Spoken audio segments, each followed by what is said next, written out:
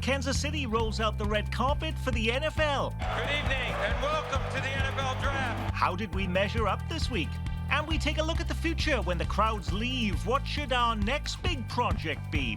Also this week, the new push to make Kansas City a transgender sanctuary city. And for the first time in more than 30 years, Kansas signs off on a presidential primary election. Is it worth the millions to bring you to the polls? This doesn't even make any sense at all. The people shouldn't have to pay for this. Week in Review is made possible through the generous support of AARP Kansas City, RSM, Dave and Jamie Cummings, Bob and Marlise Gorley, the Courtney S. Turner Charitable Trust, John H. Mize and Bank of America N.A. co-trustees, the restaurant at 1900, and by viewers like you. Thank you.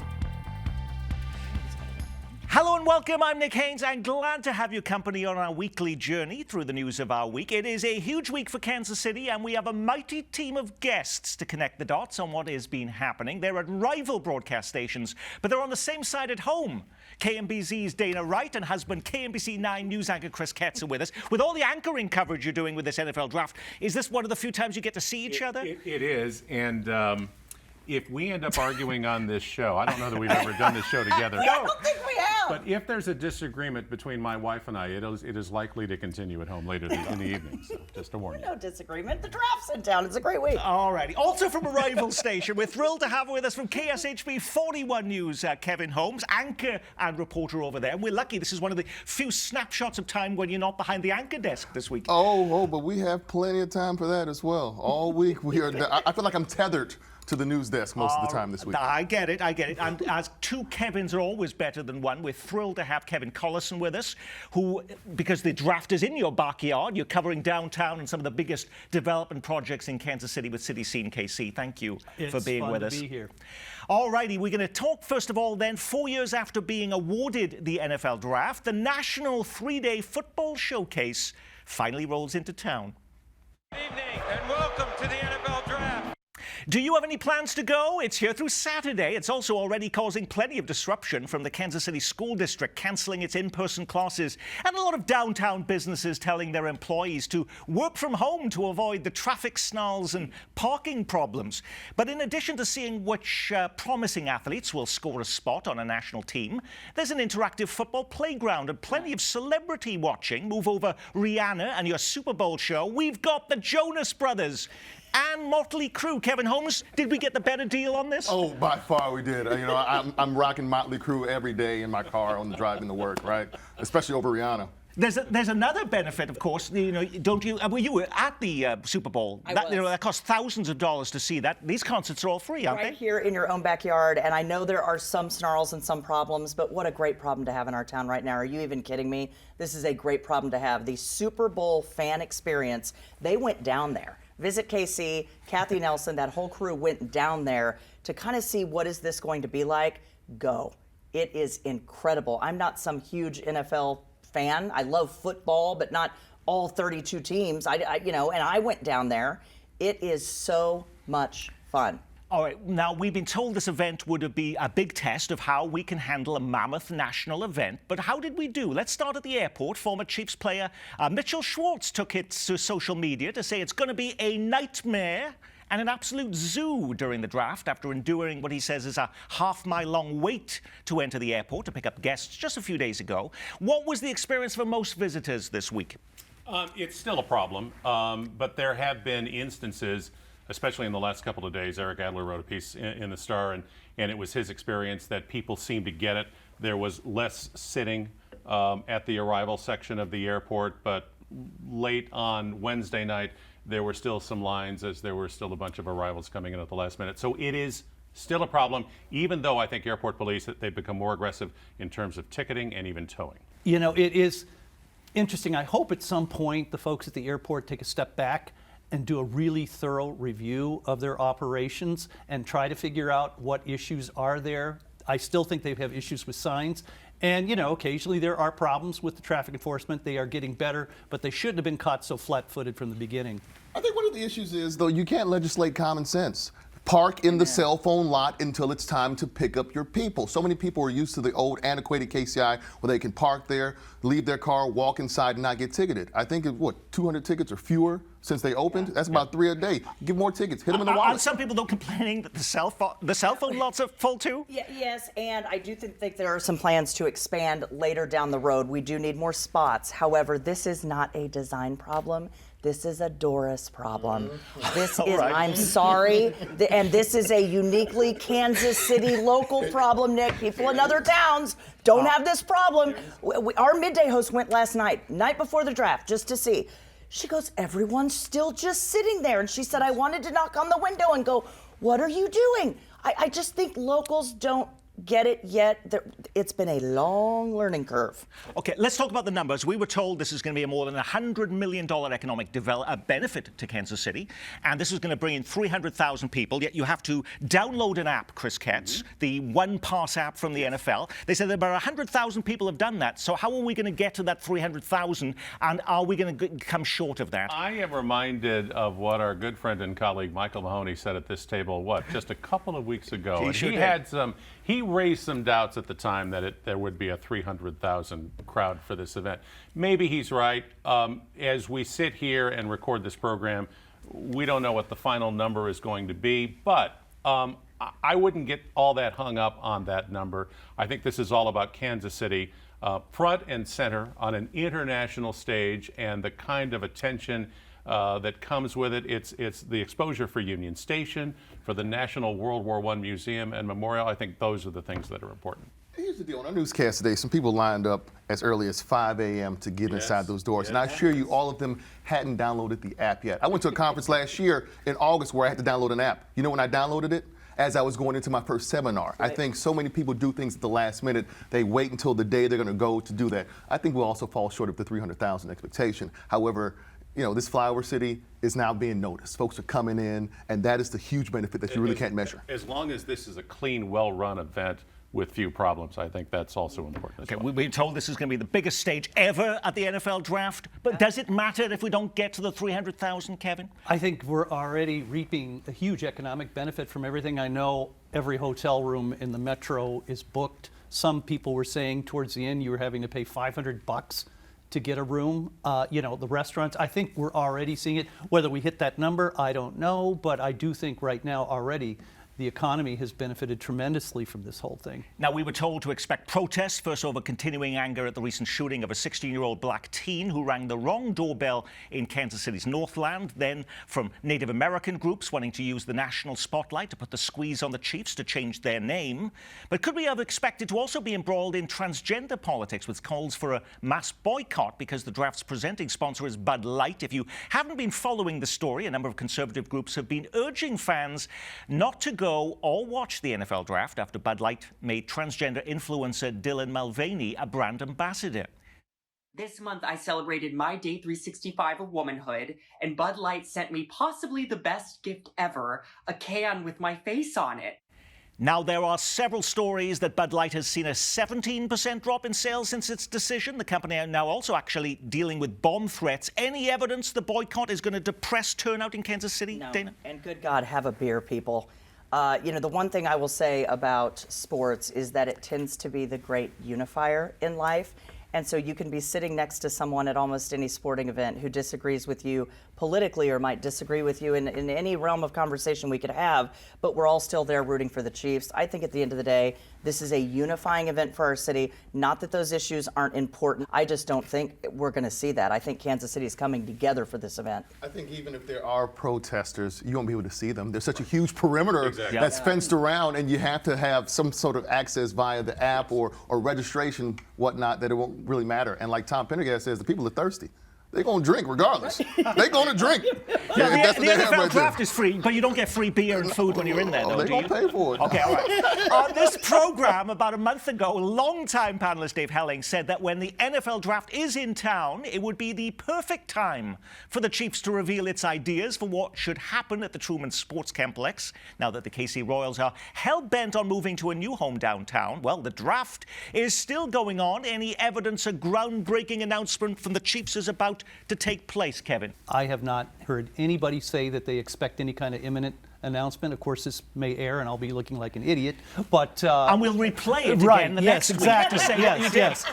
yes. In fact, what I'm hearing right now is it's becoming increasingly unlikely there's going to be a sales tax extension vote in August, simply because we're just getting too close to the deadline when that has to be put on the ballot, and nothing is going to go forward until we know what the Chiefs want, because this is a two-team endeavor to figure out whether we're going to be able to raise the sales tax or continue the sales tax. Does the fact that the Royals are having a lousy season also chill the heels of John Sherman to want to put this on the ballot? Or does the fact that they're having a losing season matter at all in their calculation? I think winning baseball in this particular context helps, but in terms of whether people vote aye or nay, I'm not sure it's that big a factor. I don't know if it really matters. Think about this. When you leave a Royals game, besides the Taco Bell and the Burger King, you don't have a place to get a cold sandwich even if you wanted to. And I think if you move downtown, businesses benefit from this, as do the Royals. It's kind of like Wrigley Field. You know, for decades, they were lovable losers, but they would sell out because there were so many businesses, restaurants, bars where folks can go and congregate before, during, and after the games. The Chiefs are going to be on the same question. And, you know, they are the glamour team right now, and I think they could pretty much lead any kind of a favorable vote because people just love how they're playing, and rightfully so. Dana, we were told again that this might be the time for them to make an announcement with regards to a stadium, the Chiefs, but it was also stated, there was a big editorial in the Star this week saying this is the time for the Chiefs to announce a name change. Any evidence that might happen? I still don't see it. I think that is a tough sell in Kansas City because even though I believe, and I am full disclosure, Native American, all the way up and down my bloodline, I think now is not the time to have that discussion, and I don't think there's an appetite for it. I don't think this week is the time where everyone is so singularly focused on everything good happening in this town. You hear the naysayers say that this was the Chiefs had nothing to do with Native American imagery. It certainly grew into that, and I think the Chiefs have done some things. You know, you're not allowed to show up wearing Native American headdress and those types of things. I just don't think this town has the appetite to change it. Now, whether or not the leadership does is another question. But if you had somebody like Patrick Mahomes say, you know, this is time for a change, wouldn't that change the entire calculation on this? But I doubt if something like that were to happen. And to Dana's point, the Chiefs were named after Roe Bartle, then mayor of Kansas City, right? His nickname was Chief. So they've done stuff with the imagery, get away with the headdresses. War paint is eliminated right now. So I think as long as they make some of those concessions, some of these They're still banging the drum, though. And I'm curious about the drum. What you guys think about the drum? Every time I see the drum and that image, I do think maybe it's time. I think there will be conversations about that in the near future. Well, we mentioned the Royals going downtown. Hold the presses. Could there be a new site for the Royals to consider in Johnson County? Did you see this week? After more than a decade of broken promises, setbacks, the beleaguered Mission Gateway project along Shawnee Mission Parkway has gone into foreclosure. So if they can't move forward with plans to turn it into an entertainment mecca with a movie theater, zip lines, and laser tag, is this an opening for John Sherman to put a new ballpark over on the Kansas side of state line and get the land for pennies on the dollar, Kevin? Well, they did try an aquarium a while ago, but I really doubt highly. I do think, though, on a more serious note, this may be finally the kind of make or break point with this whole mission, because the developer has been clearly... They've said make or break, though, for the last 10 years. Oh, I know, but I mean, what will happen is the banks will take over the property. They will sell it to somebody who can then have the wherewithal and ability to make something happen there. I mean, for all this time, it's been the developer in the town, the developer in the town. Now the banks are involved, and that's a whole new angle that could very well dislodge this mess. I have birthed 4 children. I have had 2 successful careers right there on Shawnee Mission Parkway. Presidents have come and gone. What does this developer have on the city of Mission? What is it in the back of his office drawer? There is no way anyone else would have let this go on for 16 years. You asked, should the Chiefs be there? Should the Royals be there? No. Just put a park there. We have to drive by that every single day. It's embarrassing. We've had countless generations that only know that place as a dump now. And, you know, while the 7 and 19 Royals Club could probably benefit downtown, there's no benefit fit there. Well, I'm probably one of the few people at this table old enough to remember when you could shop there. It was kind of I did shop there too. No, I shopped there too, and I love the restaurants that were in there too. We loved it too.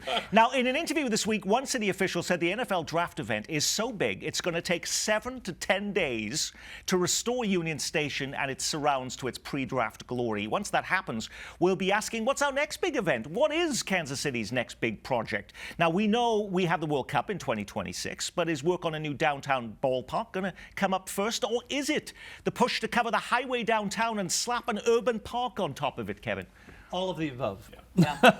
Because, you know, the event with the World Cup is obviously going to be another massive infusion of people and attention to Kansas City. These other two are very much local issues. They're making progress on the South Loop deck.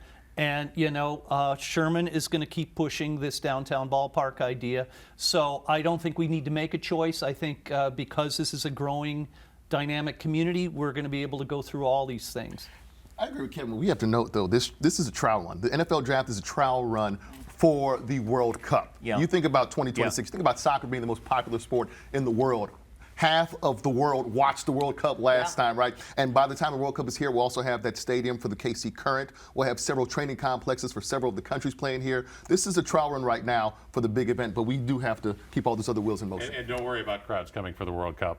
Oh, it's They'll coming. be here. Does anyone else, though, feel like Kansas City is that town where you don't even know what you want until we have it, and then you go, oh, yeah, that was a good idea. Everyone complains all of the time That is about true. the streetcar, the airport, all power and light. If you go back through the history of this town, you want the park over that highway. You just don't know it yet. normal growing pains. Yes, I think, it especially is. when And you once talk it's about there, something everyone's like going to this. go, oh, man, we But, should have done yeah. this years ago. Chris, you did an interesting story this week. You were with George Costello going behind the scenes at Union Station, reminding us that back in the 80s, this was shuttered completely. And we may not have even had this facility. That Listen, might have been demolished. Union Station, I think, is one of the great comeback stories of Kansas City. And there are those of us who, again, old enough to remember when Union Station was shut down, was empty, was falling apart. There was a Kansas City Star editorial, I think in 1985, which said, just tear it down. It's been a disaster. We can't fix it. Just let's cut and move on. And thank God that didn't happen. Thank God for Bi-State. And I think arguably right now Union Station is in its best place in decades. And in 1996, of course, that's the first time and the only time voters in Kansas and Missouri at the same time came together for a collective project and said we want to support it. Never happened again, though. legislation is still intact, Okay. by the Right. way. Well, and what's really wonderful is it has become the civic centerpiece for all these major events. The Royals World Series, the Chiefs Super Bowls, the huge 100th anniversary party they had. It is definitely Kansas City's pride and joy and place for people to gather and feel good vibes about our community. And if the new KCI is Kansas City's front door, I would maintain that Union Station is its living room. And Kansas City PBS is its lounge. And we are thrilled to be part of that with you. The NFL draft has disrupted a lot of normal life in Kansas City, including our parking lot right here. We had to post a police officer right here so you can even get here because people want to cheat to get in our parking lot to go to the draft. We're just up the road from us. But also it cut decision-making at City Hall. This week's Kansas City Council session was cancelled. That meant there was no action on a proposal this week to make Kansas City a transgender sanctuary city. Did you see that story? The move comes as Kansas and Missouri move to tighten restrictions on transgender residents. How would that even work, Dana? Well, first of all, I want to point out that sign that says "Don't legislate hate." That's exactly what they're doing. And if you look at the suicide rate for transgender kids, I wish they would look at those numbers instead of the numbers about an athlete here or there. And I'm not saying that's not important. I understand that's a debate to be had. And Kansas Governor Laura Kelly, for instance, this week overrode on a veto of a bill that will make sure that transgender Kansans have to go to bathrooms and locker rooms that fit their biological sex. That was a big part of a bill, will become law in July. Laura Kelly had said that she made a business case against this, saying businesses are not going to come here. But where's the evidence of that? You see a Panasonic still moving forward with its plans in Johnson County. We just had the draft. World Cup is still coming here. Have we overstated what the impact is on business when these types of laws are put in place? I do think, anecdotally, that economic development officials will tell you that it makes it hard to persuade a company, a headquarters company, not a manufacturing plant or a warehouse, but a company that employs, well-paid younger staff, that they'll want to come to a place like this because they feel it's a hostile environment. And all you have to do is look at places like Denver and California. As much as the Republicans love to vilify California, most businesses still like to be there because they like the business climate, they like the ability to attract good workers. And just on a larger note, it's just unfortunate this is just another rematch of urban areas versus states dominated by rural legislatures. And you see it all over, particularly the Midwest, where you've got cities like Kansas City and St. Louis and Omaha and Des Moines and Minneapolis dealing with legislatures dominated by rural interests who really don't seem to get it that the economic juice for their states come from these cities. But what is the evidence, though, it's actually hurting them? Because we other than the Olympics, we've brought everything to town. I don't know that we know the evidence because typically when states are trying to attract companies to their particular cities, to headquarters, as Kevin says, we don't know really how those negotiations really go. Whether we know when they're successful, but we don't know when they're a failure. While Laura Kelly, by the way, has spent much of the session rejecting pretty much everything lawmakers have sent to her desk in Topeka, she has approved some of their ideas. This week, she approved the first presidential primary in Kansas in more than 30 years. After 3 decades, the state is abandoning the cumbersome caucus process and letting voters weigh in directly at the ballot box. Mark your calendar. The bill establishes March 19th of 2024 as the Kansas presidential primary. As it stands right now, there will be as many as 23 states, Chris, ahead of Kansas to vote. Is it worth the $5 million price tag when what Kansans think may not matter much at that point? Well, it depends on who you talk to, I suppose. Not that that's going to change the political outcome in Kansas at the presidential level anytime soon. You want to feel like your voice matters, right? And I think that's the talk right there. Now, before we head to our Big Story Miss segment, I have to say that last week's program, where we delved further into the shooting of Ralph Yarl, prompted the most polarizing viewer response I think I've ever had on this program in more than 20 years of hosting this show. Tony in Kansas City called it the worst episode ever. Pamela in Overland Park called it the greatest episode of all time.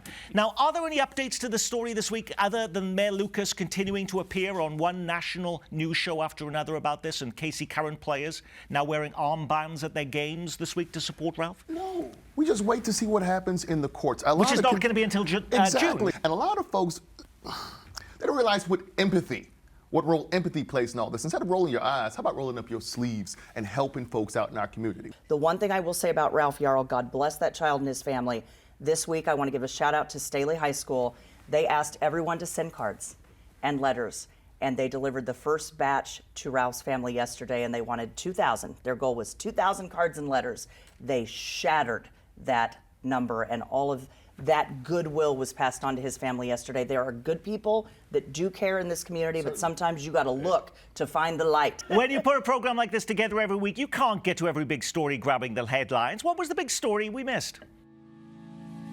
Was Travis Kelce the biggest personality of the week as he brings Kansas City his famous podcast and the Kelce Jam? Buried in NFL draft coverage was Liberty Memorial lighting up. The Missouri State Board of Education shutting down one of Kansas City's oldest charter schools. Genesis served some of the city's neediest kids, but state regulators say it repeatedly failed to meet academic standards. The NFL draft cancels this week's city council session. It's a reprieve for city manager Brian Platt, now facing an imminent no confidence vote. Jackson County lawmakers hit the pause button on a new jail. They're now proposing a public vote on the project amid spiraling construction costs. And go ahead and throw away your Bed Bath & Beyond coupons. The retailer has stopped accepting them as it announced it's shutting down all of its stores, including its 4 in the metro. A going out of business sale is now underway. Alrighty, Dana, I know you had a drawer full of those 20% off Yes, bound coupons. Was that the biggest story we missed? Not. Okay, Please, it wasn't. please tell me that is not the biggest. If that's the biggest story in your world, you need help. I'm angry about it. I okay. did pick something completely different. I think we have to have a conversation after the draft gets out of here about how our cities and our counties communicate with one another, or in this case, do not, when an inmate that has shot 3 police officers in Kansas City, Kansas, and Wyandotte goes to the hospital, ends up in Platt, and then walks out on misdemeanor traffic charges. This man is still on the loose, and everyone's going, well, we're going to have an investigation and figure out how that happened. We have so many cities and so many counties in this metropolitan area. Can we not do a better job keeping track of people that shoot at police? Kevin. I will go with the Jackson County jail story. I think Mike Hendricks did a great job in the Star the other day. It is just unbelievable, the incompetence at Jackson County. I'm not a cynic by nature, but I'm just kind of getting more and more convinced they can't seem to get anything right, whether it's assessing people's taxes. But the fact that they have this massive endeavor, it's been looking them in the face now for a decade at least because of all the lawsuits, that they start a project and then they can't even figure out how big it's going to be, what it's going to look like, and where the money's going to come from. It's absurd. The news is just emerging about the passing of a great Kansas City, and Carla Capo has passed away. He loved Kansas City. Kansas City loved him back. His civic accomplishments, the resume is as long as the river. He's somebody who will be truly missed in this town. Kevin Holmes. Dana, you stole my idea. However, I was also eyeing Kansas City Southern and Canada Pacific merging. Weeks after that merger, it's announced that there may be competition to that $31 billion merger as well to try and build another railway that's just as expansive as this one that now stretches from Canada all the way down to Mexico. Also, the deaths of Jerry Springer and civil rights leader, activist, singer, actor Harry Belafonte. Yeah. And on that, we will say, our week has been reviewed thanks to 41 News anchor Kevin Holmes and Kevin Collison of City Scene KC. And 2 to 6 weekdays on Dana and Parks on KMBZ Dana Wright, and most nights on KMBZ 9 News, Chris Katz. And I'm Nick Haynes. From all of us. Every night. Every night. Well, you don't work 7 nights a week, do you? And I'm Nick Haynes. I don't. From all of us here at Kansas City PBS, be well, keep calm, and carry on.